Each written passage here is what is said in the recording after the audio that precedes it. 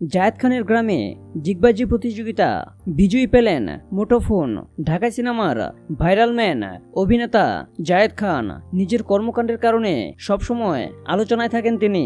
যতটা অভিনয় করেন তার চাইতে বেশি তার ঘটনা। জায়েদ খান মানেই ভাইরাল কিছু।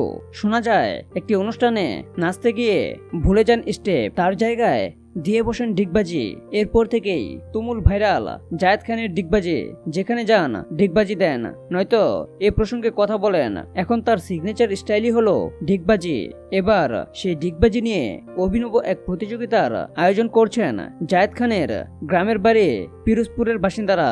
ডিগবাজি নিয়ে প্রতিযোগিতার আয়োজন করছেন তারা। প্রতিযোগিতায় অংশ নেন অনেকেই।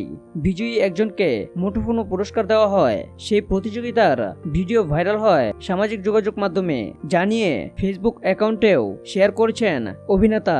ক্যাপশনে লিখছেন, আমার পিরোজপুর।